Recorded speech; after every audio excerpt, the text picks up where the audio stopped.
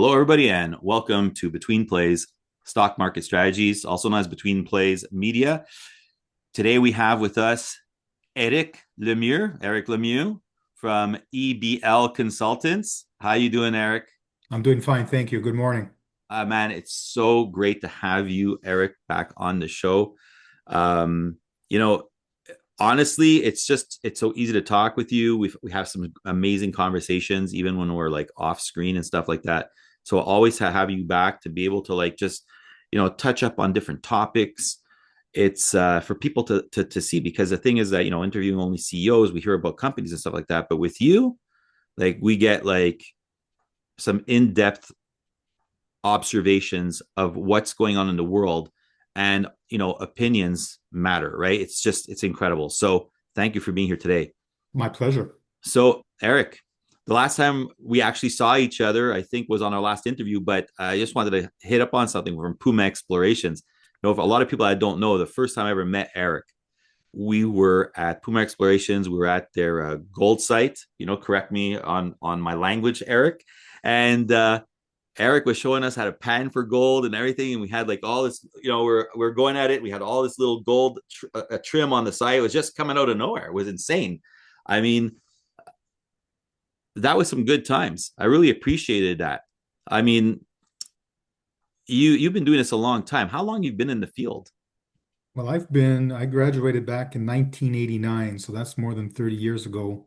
Yeah. So I've been, you know, after graduation, my bachelor's degree at Laval University in Quebec City, um, worked more on if you want, the academic part. Yes. But I would say, I've been at least 30 years in the mineral exploration industry.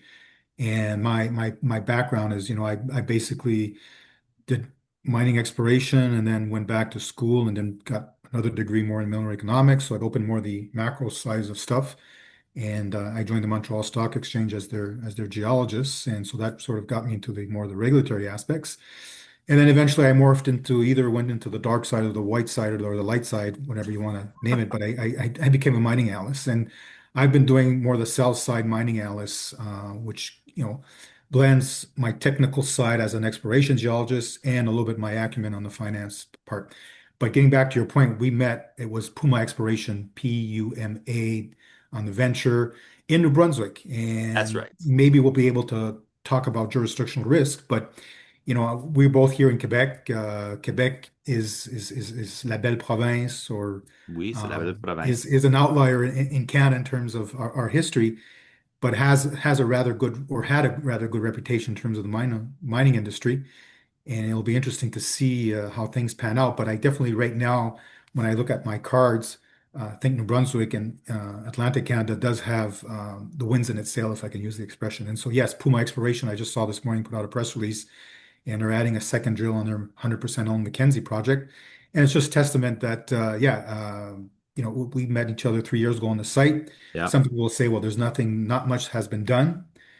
I always say, you could build a house in a day, yes, but that house won't probably last more than 10 years. Oh, And when I see absolutely these not. mansions that have, 200 years old, it just shows you that in the past, it took time to build something of quality, but time is of the essence, yes, but realize that, you can't build Rome in one day either. No, of course not. Of course not. And it's interesting that we're talking about time, and that we're talking about the fact that, you know, just the company itself trying to get something to bear fruit. Okay. But when we look at time, let's look at like maybe the macro government level when it comes to time of trying to get a mine to life. When we look at permitting and stuff like that. I mean, what is it now to get a mine to life? What, 25 years, 20 years?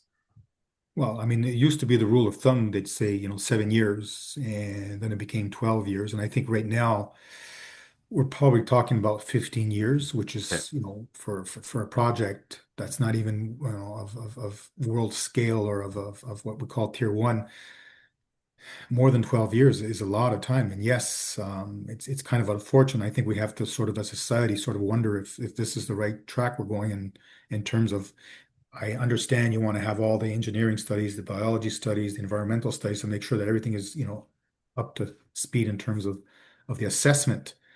But I think that we've gone too much to an extreme now where, yes, with all the bureaucracy, I think Maître Frank Mariage, a good renowned Montreal lawyer, put out, I believe it was 2 days ago in La Presse, an article saying that was his opinion, but basically, 3 points of just a reality check in Quebec. And one of them was effectively there's, I think, over 660 regulations just in Quebec in terms of getting a project, a mineral project up to production. Wow. That, I repeat again, 660 Wow. minimum different articles, laws, or parameters that the company has to satisfy. So it's, when some naysayer says that, it's the far west and we're giving our resources and, we're raping the lands. Yeah. That's not true. And Okay. unfortunately, I think what we see now, and this is maybe Albert, I'm going a little bit ahead, a little bit of the curve, but when I see the federal government now participating in these different mineral projects, yeah, you can't be um, disappointed with that. This investment, I think there's a reality check by the government to realize that, Canada was founded on our natural resources, and that's the foundation of our part of our society and the strength of our nation. In the realization that, if we want to compete in the rest of the world, we have to sort of, rethink and be honored to realize that we do have this mineral endowment and do everything to be able to go into production. Yeah. And so I see the federal government having these, critical and strategic metals sort of policies, and they've done direct investments in certain projects, which, like I said, I'm not against, but Oh, of course at not. the same time, I say to myself, well, we're too late. Yeah. The government should have put fundamental efforts on making sure that, the legal parameters, environmental parameters are respected and help ensure that the companies have the infrastructure and know the playing Yes. field. That's right. But we didn't do that. What we did is we didn't take care of the First Nation issues. We didn't necessarily build the infrastructure. Yeah, we're We put late. a lot of insecurity in terms of projects because the federal government didn't back up maybe the oil and gas industry, maybe different mineral plays. And so now we're doing catch up. Yeah. And like I said, I'm not against the federal government Having to, participating, yeah, but I think it's a little bit too late. And I'm not too sure that ultimately that's good because we're basically short-circuiting free enterprise. So absolutely. anyways, I really jumped the gun right there, but we can maybe No, go I, delve into more specifics. no, I But completely I think agree it's with that. important, like I was saying about, governments to really do what they're good at, and that is giving the general framework, but then do not meddle into little particularities, which I think now the federal government is doing, which I think can be seen as positive, but I think it's ultimately in the long term it is not, Yeah. unfortunately. So basically, when I'm listening to you talk about this, like a tier one, you're looking at like over 12 years. So you're talking about if something was world class, we're probably looking at over the 20-year mark. Is that Well, possible? Or? yes, because when we talk about world-class deposit, it's something huge, it's something material. So we're talking about, minimum investment maybe of over $5 billion to 10 to $15 billion. So it's a major camp scale, which you should see a 40 to 80 year mine life. So it's something major. So 40 yes, to it 80 does years. take time, and that I have no issues. But it's a smaller project that sometimes when you look at it, there's profits to be made, and it could be very constructive for the whole area That's right. to be able to build this new mining operation that will create wealth Yes. locally, regionally, nationally. Yeah. Yeah. Because Give I always jobs, tell everything. people, we're mining industry. Usually, you'll build a mine somewhere where previously there was nothing there because mines they're fixed in size. Well, I shouldn't say fixed in size. They're variable in size, but they're fixed in location. I think that's the Correct. point you want to make. Yeah. It'd be nice to have a mine in an area that is not too far from town, but it's a sterilized area and doesn't bother anybody. But Mother Nature hides her goods, you know, where Yeah. she wants to, and usually it's somewhere where there is a certain handicap. But long story short, what I want to highlight is that when we create these mines, it's something that wasn't known, and we develop an industrial site, and it does create wealth.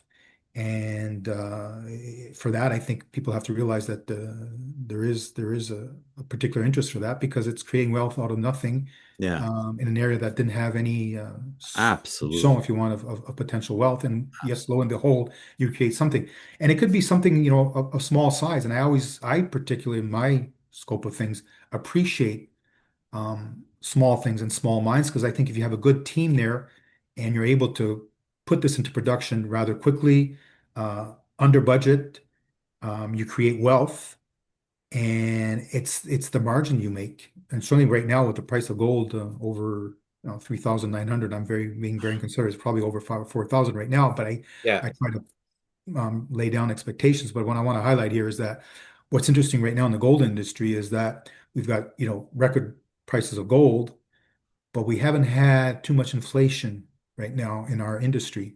That makes that the profit margin of companies are very interesting. And it's the whole spectrum of the companies from Agnico Eagle to the smaller ones. yeah. And so I think that's very interesting right now. So we're really right now at a sweet spot. And if we can maintain that, I think, yes, effectively, we'll see a much healthier industry for the long term. And I get back to this notion, it's not necessarily the size of the profit, it's if you're able to make a good margin or good profit. And I Yeah. think in that regards, it's always interesting. When I this it's interesting what we're talking about right now because I mean like I'm going to bring up a point that Killian Charles of Brunswick Exploration brought up in when he took off his CEO hat and came on as an analyst. Well, he put on his analyst hat, so to speak, was back in his days, and he brought Did up he like have physically some hat, or I'm just trying he to, didn't have a physical hat, no, okay. not like out of the Harry Because right Potter now, like that. I was going to say, Albert, I'm just going to make a little parenthesis. We just changed views, and I see you now. Yeah, go But back. I kind of like when you have the Hey, bullets. Sandeep, can you bring back the other view? No, but I'm just saying, I'm going to tease you a little bit. I Go for like it. when you have the bull on top of your head with the horns. And so when you said Killian came up with his analyst hat, I was just wondering what type of hat he had. Might have been an eagle or a chicken or whatever. But anyways, long story short, Yeah, tongue in cheek. he during an interview I had John Pasalakwa, I did an interview with him, and he had noticed, and it was my first interview back, and Exactly. it had the horns like right here Yep. behind me, and I was it's like he's like, man, you got the bull. It was hilarious. It was I very hilarious. actually saw that interview with John Pasquale of Yeah, First Pasalakwa. Phosphate, Yeah. and that's something that I maybe want to entertain a discussion because I think in the critical metals, uh, if you want, spectrum, phosphide, I think is something very interesting because it's part of this whole battery infrastructure and also the Yes. feeding of the world because there's fertilizer. But in Yeah. particular, the first phosphate, it's one of the projects when we're talking about site visits, which, getting back to my experience, I'm a veteran, but I also do appreciate going on site because I think that's probably the most critical aspect of my work is to be able to have hands-on experience to go on site to see the lays of the land. And so, yes, back in July, I did go see First Phosphate's project, Oh, cool. and so I can have, I think knowledgeable comments to make in that regards Oh, because of that's the very site cool. visit. I'd like to be able to go there and and see some of those places too eventually one day. And I'm just going to go back to what Killian said Yep. because it hits back on infrastructure and stuff like that, and I think that's really important. Killian was saying something when we're talking about like the within the 50-kilometer range of like infrastructure and stuff like that, and he was saying that it's great to be able to look in certain areas where people are hitting because you hit, and then what happens is a combined effort from everybody to build the infrastructure, and that's great because everybody's helping each other out because we're A all multi-user. exactly. And it's like, and he was saying like, he's like saying, I know that there's something down there. I know that there's something down there, but I mean, the infrastructure is going to cost more than the mine itself, right? And I thought that was really interesting, and that's something that why don't governments, if let's say you have a world class possibility of a mine, okay, let's say in Quebec, all right, or in Ontario, whatever, Ring of Fire area and all this kind of stuff. Why not put in the money, invest in the infrastructure for that company? You got a world class mine. We are in an era now, like, and again, touching up on the topic of critical minerals. Like we're behind, so we need that kind of support. And you're saying the general framework, well, infrastructure, general framework, right? What do you think about that? I totally concur that governments, like I was saying earlier on, that I think that's part of their mandate, to take care of the framework, but also to do the proper infrastructure. And this infrastructure, could be construed to say, okay, well, they're investing to build a road, for example, to the Ring of Fire, and it's for the mining industry. And some people will say, well, that's not good because it's just one particular aspect of our society and it's unfair, et cetera, et cetera. But I always tell people that, if you build the infrastructure, um, you never know in the long term what added benefits you can add to Oh, that. we've talked about that. And, And yes, I give the example on the Quebec side, that's right. they built the hydroelectric power stations, La Grande, and that was able to attract eventually, because you open the roads and you open access to the territory, it led to some mineral discoveries. And so, yes, I think that it should be the mandate of the government to have these long structured plans of building infrastructure, and yes, initially probably to go a tier one deposit, but then you probably will be aware that with time there might be some other stuff that will be discovered. And so it'll be a Yeah, generational sort of investment. And I always give the example of the correct. Renard mine, which was the Stornoway project, Okay. north of the Odish Mountains, north of Chibougamau. Okay. And there was a road that went up to the from Chibougamau to the First Nation community of Mistassini, which was Route 167. And they decided to continue it to the Renard mine. And the Quebec government participated. And I know there was a lot of critique to that. And unfortunately, bon, Renard got into some issues, and it twice went into bankruptcy. But this road today does offer people access to the Otish Mountains, and so people who like to do very remote trekking, well, that road is there now. They don't need to necessarily fly with a helicopter to go up to the Otish Mountains. They can actually take their whatever Subaru and go up to there and just park by the side of the road. And then if they want to do very, out of the wild trekking, they can go up and have access to the Otish Mountains Park. So it's stuff, little things like that that I get back to this notion of multi-user and Yeah. getting back to this 167 route. If they were able to complete that road to the Trans-Tega, which is the main sort of Hydro-Quebec road that goes all across east to west or west to east on the La Grande Yeah. hydroelectric complex. Yeah. Well, if they were able to finish the 167 to that road, Yeah. well, it would add another road, a second road as a security road to go up north there to all the Hydro-Quebec's infrastructure there. Because as Wow. you know, in 2023, unfortunately, there was big forest fires in that area. That's right. And the Billy Diamond Highway, which is more to the west, that goes from Matagami to Radisson, well, that was blocked. And so the government had, or the government, the SOPFER and all the authorities had to charter the planes and the helicopters to be able to evacuate the people and different players in that area. But I'm just getting back to the notion that if the government built the infrastructure, well, first of all, there's always a security purpose. In this particular case of the 167, you assure yourself that you have a second access to the infrastructure more towards the east. And lo and behold, if you look at the what's going on here in Quebec, and you were talking about, strategic metals, well, that's the heart of the lithium play. Maybe Brunswick Exploration with their Mirage project, maybe Adina deposit, maybe the Shawinigan with PMET lithium deposit. You really got a nucleus of world-class lithium plays right there.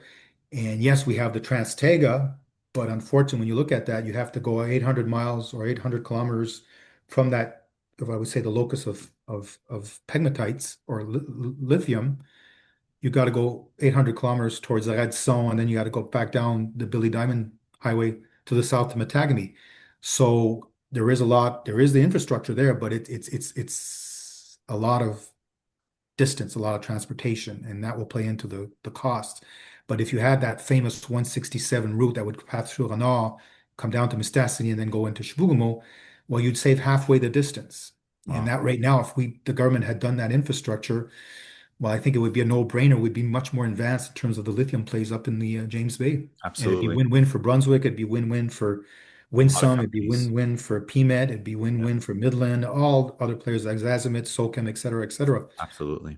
But it's this notion that, yes, you have to have, as a government, the forward-thinking capacity of saying, hey, what in the future could we build that could help different industries, maybe the forestry, the mining industry, maybe actually, like I said, the tourism industry.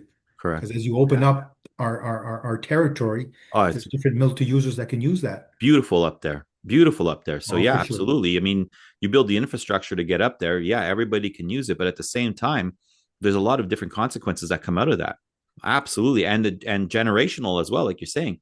Because once you have something that reaches a certain point, well, now you just branch off of that, and you get into another point, and then you branch off of that, and then you got all these different points and sectors, and yeah, and especially with the vast amount of land here, and how things are going on the geopolitical realm, of China, like always saying, well, you know what, we're going to be withholding minerals and blah blah blah blah blah. You're like going, whoa, wait a minute here. That's very scary. But I get back, you mentioned China. I mean, they were always sort of forward thinking and had this long-term Absolutely. perspective of Yeah. 50-year sort of Yeah.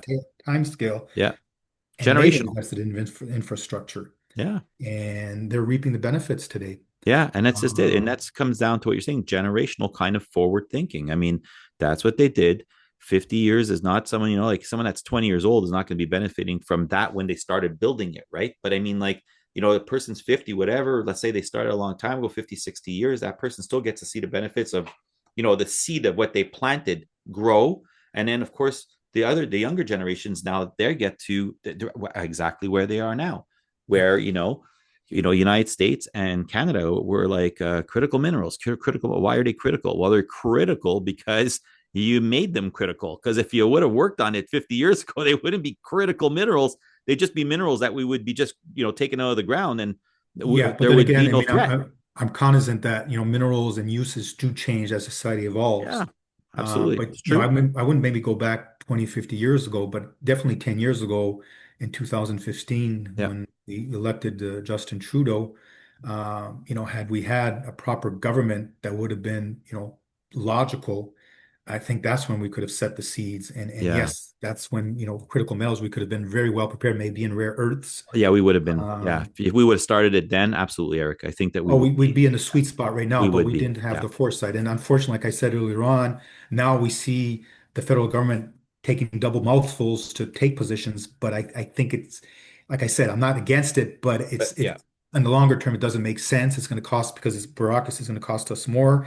yeah, You're going to be, they're going to be buying the feed of these different projects, yeah, which, they're going to be a participant, but I don't think that's not the way I like to see a government being a participant. I'd prefer to have that free markets and have, yeah, the private sector or not the private sector, but the companies really dictate, the market dictate what's going on in terms of prices. And yes, government has to be there, I think, in the early stages to make sure that the framework is conducive to good mineral exploration. That means you have to have access to territory, yeah. also have proper, social um, programs, not programs, but Oh, yeah, framework yeah, where, I know what you're talking about. there's, Just like, well, who did that? Was it Arena Minerals? There was a back in the day. There was a company. Was it Neolithium? There was a planning of like having like the people in the area, social programs that came. They built like these like houses in the area where they're creating a whole new society, and then with different types of jobs because people needed to go to the corner store, so to speak, right, to buy. So there was all these types of things that were coming out, like a social program that was built around the fact that now there's going to be a huge mine there, but we have to have things in place. yeah. And it's like building a whole new village, a city, or Yeah, and whatever. then Albert, I like to say that, our history back in the 1800s, a lot of little town sites, even in the eastern townships, may be next to Lennoxville, Yes, that is. Capleton Mine, Eustis Mine in the area of North Hatley. There's a history where they built these little villages because of the mining industry. Now, I understand in the past, yes, the big mining company controlled everything. They controlled the goods, and it wasn't necessarily good. And yes, it was very unfair for the workers. But I Yes, think in this day and age, we can foresee that effectively absolutely. companies and government could build things that are good for the whole The population whole and every population. player, and make Yeah, sure that the higher standards are respected. And I think that's where government has to really act up, assuring that we have the highest standards, yeah, having the proper absolutely. partnerships. And I guess the notion I wanted to get to was more the First Nations, the social acceptability. But I Yes, think, this notion of social acceptability is very important, but it has to be based on fair misinformation. And there's Absolutely. been a lot of misinformation out there, unfortunately. And so we've Yeah. sort of scared a whole part of the population to thinking that mining is bad, it's Well, pollution, NIMBY, right? it's going to be like the end of the world, which is, yes, in the past there's been disastrous stories, but I think we've much improved, and we're able to mine today in an ecological way that does totally make sense. And Absolutely. Well, I mean, just the awareness alone compared to like 20 years ago is huge. I mean, anyways, the yes, and I technology changed too, right? That when you have like if exactly. we go back 20 years ago, I mean, 2012 is the game changer year. I mean, this is when we had the iPhones come out and then the first apps come out and Facebook, and 2012 is really a turning point year. And since 2012, technology has just evolved in exponentially leaps and bounds. And because of that, I mean, think about all the things that we've been able to do since then. When you look at technology, it's insane. It's insane. So where are we going to be in 20 more years from now? Like that's just crazy. But yeah, and it's the whole NIMBY, not in my backyard. That's something that's got to change because we have the technology, we have the awareness, we have the rules and regulations in place. We won't definitely have child labor over here. And we have a lot of different things in place, creating jobs. It would affect the geopolitics. You know what I mean, of things, Well, right? I mean, you just So mentioned it would create jobs, and it's high paying jobs, and yeah, so there is value to that. And then I always say it's also all the indirect jobs, because getting back to the notion about what I was mentioning, that when you're doing a mining operation, yes, you build something out of nowhere, and you build something that does have direct employment, but then it's all the indirect things. Maybe, the lawyers in the big cities, maybe the accountants, yeah, maybe the the the true. the Well, the, the, the everybody's truckers, the needed. truckers to bring in the goods for the mine. So it's Everybody's this needed. indirect impact. Yeah. I was just going to mention two big things really I wanted to have, because this is part of knowledge. I was talking about the Eastern Townships, and in the 1800s, it was actually the sort of the locus of the initial copper industries back in the 1800s, and I think it fed a lot of the wars in the States, if I'm not mistaken. Okay. But there's the area of Wheaton in the Eastern Townships where there's these, and these are more recent mines in the 1960s. But these were underground copper mines, and they did have the tailing ponds, Oh yeah. and Yeah. Sullivan, which did become Cambial, which is now I Am Gold. They rehabilitated the site, and today this site is now a lake, and it's probably 10 to 15 feet deep, but now it's prime real estate. And so my comment there is that if it's well done, these open pits or these tailings Yeah. can be reclaimed in such a way that, well, they become prime real estate areas. And right now, it's called Domaine de la Héronière. Wow. It's just to the, I think, northwest of Stafford in the Eastern Townships between Wheaton and Stafford. And people are building these $1 million homes, second homes. But nature has reclaimed its right. And it's nice because you've got all these homes built around this little small lake, and people paddleboard, and there's ducks there, there's butterflies, there's crickets, et cetera, et cetera. Oh, you But it's mean just so testament it's that this was peaceful. It's a piece of heaven. yeah, well, maybe, but it's just it was an area where there was only like sand, and then they covered it. But nature it reclaimed its right. And so I tell people sometimes these open pits that, yes, initially for 30, 40 years will be an eyesore because there's a mining operation, but when it's all said and done, they'll reclaim it, and they'll make, the pit the stacks will become rolling hills. I give the example of in California in the Napa Valley. There was a mine that was owned by Homestake, the McLaughlin mine. It's now part of the UCLA sort of environmental study example, but it's a case in point example of gold mine back in the 1980s that was correctly reclaimed and rehabilitated. And when you drive through the highway in California, Napa Valley, you don't even see it, or you see it, it seems like it's part of the Bikila Hills, and then you have this lake, but it's an artificial lake because there used to be an open pit mine right there. Wow. So I just want to reiterate Yeah. the notion that Makes sense. mining can be a contributor to our economy, and also in the long term, there can be some interesting ramifications. These are great facts. These are great facts. Not a lot of Yeah, people and think that's about why this I kind of see stuff. like Canadian malartic. Time will tell. It's part of the the crown jewels of Agnico Eagle, the Canadian Malartic operations. But who knows in 50 years from now, once everything has been mined underground and on surface, and Yeah, maybe they'll close the mill for absolutely. whatever reason. But those big open pits, Yeah, I foresee that will be prime real estate for the community of Malartic, and people will build homes because you got access to a lake, and people love that. So, that's it. Yeah, voila. absolutely. Let's just touch up on are you like what are the types of companies like or what companies are you looking at right now? I mean, is there anything specific? I mean, I'm going to say 47 one minutes thing. before we did the interview, you I don't know where you got the time, but I saw you put a post up on LinkedIn. I was like, man, Yeah, this no, guy's working hard. I'm quite busy. I have over 15 companies that I cover, and that's my little. I'm sort of like a black sheep in the industry where as I was saying earlier on, I'm a sell side analyst, but the way I do survive is I don't work for a financial institution. I'm by myself, Yeah, and so basically I follow companies. Some companies were the usual suspects that I used to cover when I was with Laurentian Bank Securities as a mining analyst. yeah, But I get paid by the companies, but I write my stuff. I make commentary as a professional. I use the same sort of acumen that I had when I was working for Laurentian Bank Securities, where I make my independent comment.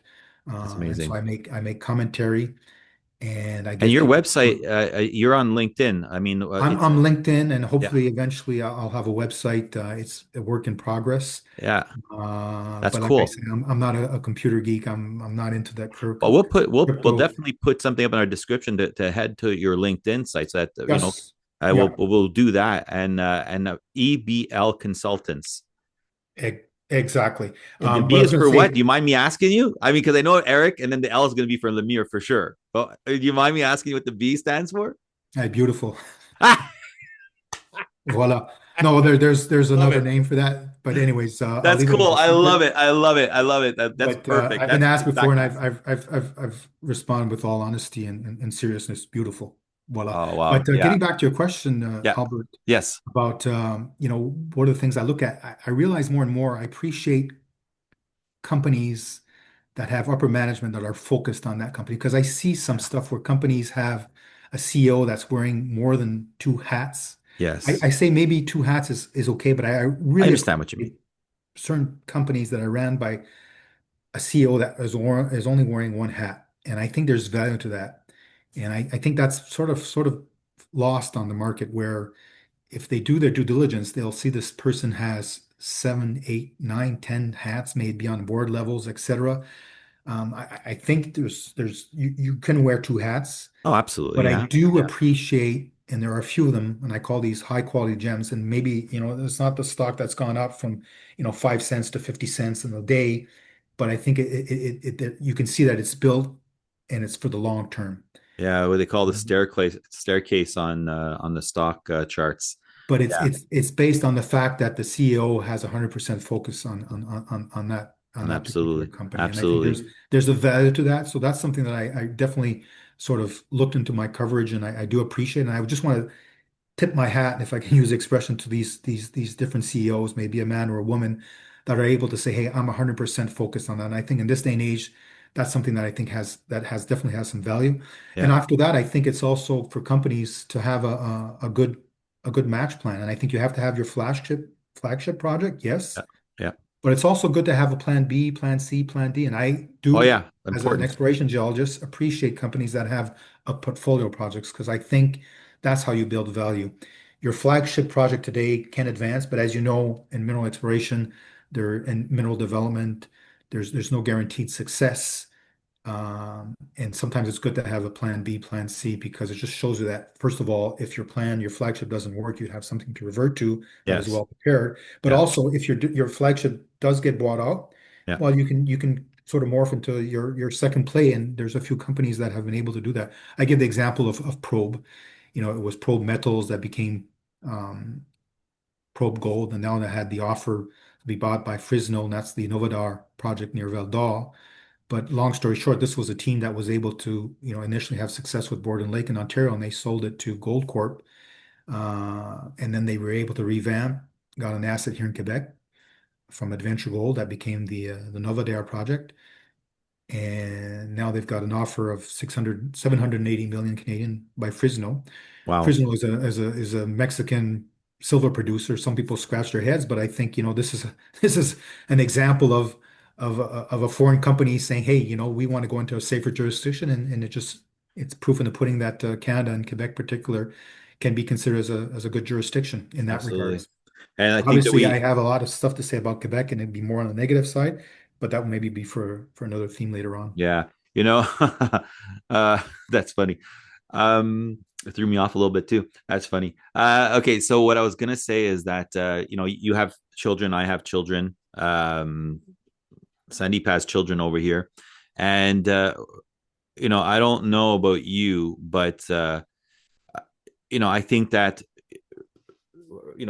let's like put the whole geopolitics on the side. Let's forget about like countries. Let's all this kind of stuff. Let's just.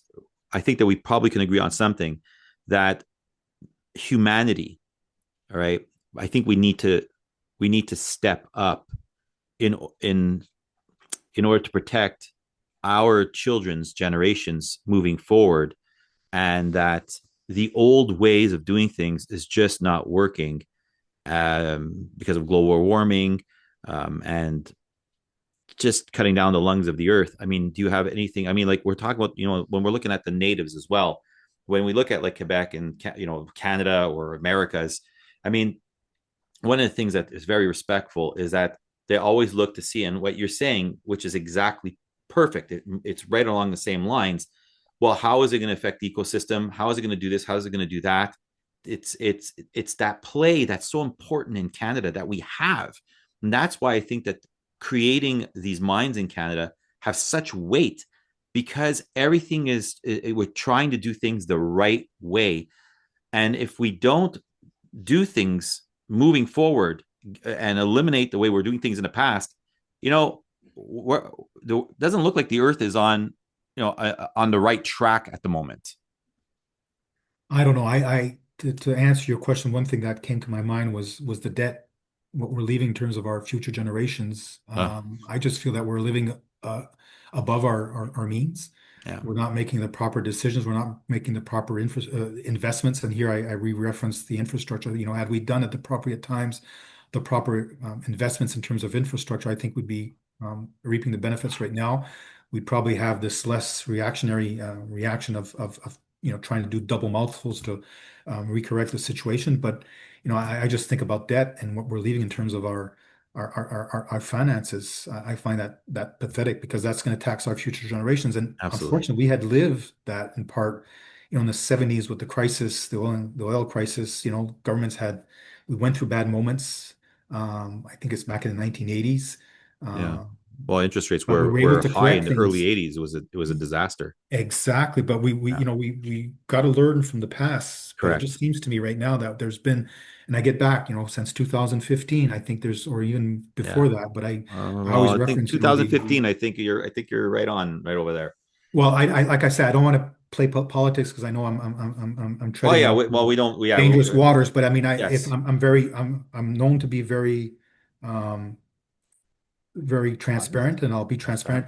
Transparent. Since the Justin Trudeau years, it's been a total disaster. It's been deficits, it's been spending on bureaucracy, but the bureaucracy that hasn't done anything. He didn't, he was wishy-washy on the oil and gas. He didn't. I don't think he really did anything very good for the First Nations, except recreate situations of conflict. Anyways, I don't want to jump Yeah. into that too much into details, but getting back to the notion that I think we have to have more fiscal responsibility right now for the future generations. And so I'm very, very saddened about the debt we're leaving for the future generations. I've got Yeah. three daughters that I know, a young woman that are, working in their careers, but they don't have the capacity to buy their self-owned home. It's just the inflation has gone up so much. And so I find that very sad, because I think it would have taken some politicians just to be, exactly as you said, forward thinking, looking more into the future, except the not do this sort of short-term game, making little presents here and Yeah. wishy-washy. Yeah. And so I find it unfortunate. And I'm getting back to the Quebec situation, which is, I'm based here in Quebec. But I give the example of the CAC government, which has been a total disaster. And here I'm being very transparent again. But just in terms of some of the policies that they didn't develop, we're talking about the third lien, le troisième lien in Quebec City, the third bridge. They were wishy-washy on that. They were elected, I think, is back in 2015 or 2018. I'm not too sure. But anyways, they never acted on it. And now we're in 2000, end of 2015. There is nothing done, and the infrastructure is crumbling. I look at the in Trois-Rivières, which is the bridge that connects the North Shore to the South Shore, and there's a place called Bécancour, which is the hub of all this sort of critical minerals and batteries, and it's industrial hub for the province of Quebec because it's the port of Bécancour is one of the major ports Yeah, along the St. absolutely. Lawrence Yeah, Seaway. But to join the yeah, North Shore, there's yeah. only one bridge, and it's the Pont La Violette, Well, and that dates from the 1960s, and it's yeah, at its end of life. And we can't even have something in Quebec City. Imagine if we're going to have something in Trois-Rivières, forget about it. So yeah, it's this lack of vision, I think, by our lack of vision, lack of capacity to take a decision as a family father to say, hey, we're going that, or mother, we're doing this decision because that's the ultimate good for the and live by it. yeah. But You we know have what? these wishy-washy I politicians that jump from one thing to another, and nothing gets done, unfortunately. So I think it's too bad for the next generations yeah. because they're going to pay the price of our mismanagement. Well, you know what? On that note, Eric. Let's not finish on that because it's 10 o'clock, but I mean, I can talk more a little bit, but I think we have to finish more on a positive note. Getting back to Albert, what we did a site visit back in New Brunswick, Yeah. and it gets back to this notion. I do think that, Canada has great mineral endowment. I think we have to be Yes, proud of our resources. We have to be proud of our we forestry. do. We have to be proud of our minerals. We do. I think we should, and this is, I think maybe we could talk with Killian Charles, but I think when I saw him in Quebec City Oh back yeah, we in, should actually have a panel of three of us. but back in June, there was a panel back in June with the Mining of the North event where it was about the education and what we have to sort of foresee to the future generations. And I think as an industry, we have to be um, make an effort to educate the general population that mining is not raping of the lands. To the contrary, it's contributing something different to the enrichment. But the most important thing is to be proud of our natural resources. 100%. As a Quebecer, to say, hey, look at we've got gold in the Abitibi, we've got iron ore in the Correct. Labrador Trough. That's right. And I mentioned Labrador Trough. You were mentioning about infrastructure back in the 1940s or the 30s, 40s, I guess, when they built the railway line from Sept-Îles to Shefferville. That was a big, big thing under Duplessis, and that permitted to ship the ore to Sept-Îles and then ship it to the eastern Cleveland or the inside of the United States and internationally. But when I was working for SOCAM back in 1992, there was talk about dismantling this railway infrastructure because the iron ore prices had dropped terribly. And Iron Ore Company of Canada was planning to abandon everything. And the Quebec government had asked, hey, look at maybe it's worthwhile to a little bit invest to try to find other projects around there. And I was working as a team that worked 50 kilometers both sides of the QNSL, which is the Quebec North Shore Railway line. But there was talk to remove that infrastructure. Had we done that, you imagine we would have shot ourselves in the foot. Yeah. Because 5 years later, what happened? Price of iron ore went up, and there was this whole new momentum for the Labrador Trough and Shefferville. And Yeah. today we're reaping again the benefits of that infrastructure. So Yeah. I just want to reiterate the fact that we have to have a long-term vision, and we have to have proactive governments that are able to see the long-term perspective and properly be proud of our mineral endowment and make sure Absolutely. that we have the infrastructure and the capacity to develop it smartly. No, absolutely. Absolutely. So I think that on that note, More positive. That's what I wanted to end for sure. that's exactly why I like you, Eric. And that's exactly why I appreciated you at Puma Exploration, is because that is who you are. That you're a positive guy. I mean, Yeah, and I think as a professional, it's important to be able to transmit a little bit of knowledge to other people. absolutely. And And that's why yes, even, people like you, and that's why Betweenplays is created, to get out that positive message, to see what we can do to yeah, make things better as a society. It is about being positive, yeah. and it's about trying to find solutions to problems. My only little comment Absolutely. I was going to make about I wasn't the one who was panning the gold. It was Robert Gagnon a geologist that was under contract with Puma who was doing the analysis of the Golden No, but I Valley mean, like with project. me and Mike when we went down there to do to grab some photos and stuff like that. You were next to us and you were showing us in that little Yeah, but I think green. I had my Yeah, geology yeah, that's right. And you were showing my us how to do in it. French we say the look my That's right. It was to great look at the times. minerals, but I wasn't. I just because you were mentioning earlier Oh, you on were that teaching you were us. panning, but I No, no, wasn't no. You panning were because teaching, but I'm not a gold panner. no, No, no, I but have to say, yeah, I'll finish on that note. yeah. You know, I do appreciate gold, and I think It's it's beautiful. gold. The value today is, as we know, it was something that in the history of mankind it always served as a way of medium of transactions. Yes, So it was a currency, no matter what we want to say. yes, And today it's a very expensive currency, but it is correct. nevertheless a currency, but it's also Yes, something that's tangible. that's right. And it's something that can have beauty, may it be on a coin level, may it be on a bar level. But I always tell people that, there is beauty in gold. It's non-replicable. You can't repeat that. And so, yes, I think gold still has its value. And I'm not a partisan to say that gold will go to 5,000, 10,000, 15,000 in the long term, maybe.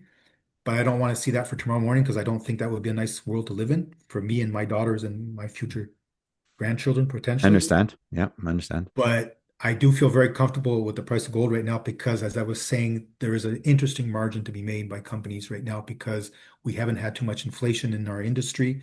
And so there is a nice profit margin to be made. And so if we can stay at these levels, I think we're at the cream right now of building a strong, viable industry that, again, we should be proud Yes, as fellow Quebecers, fellow yes, Canadians to say we're very lucky to have this natural resource nation that was built because of our natural resources, but that's we true. should be proud to continue to maintain and try, I shouldn't say maintain, try to regain our status as one of the, Powerhouses. best was, how did Jean Chrétien said that? La plus meilleure pays du monde? Yes, that's Plus right. meilleur pays du monde. Well, if we want Uh, to have that, I think we have to retrousser our arms and be proud yeah. of our natural resources and make sure that we're able to go and mine them. Well, you know what? I appreciate you. And definitely on Same that here. note, well, we're going to have you back for sure, Eric. I mean, we appreciate everything that you say. Um, Transparent, honest, love it. Just a great guy. So we'll see you again on Between Plays in the future. Yes, well, best of luck in your endeavors, and I wish Thank you. everybody happy holidays because that's the next thing on the line. That's So right. happy holidays, and as we say in French, à l'année prochaine. À l'année prochaine. Ciao, amigo. Au revoir. Au revoir.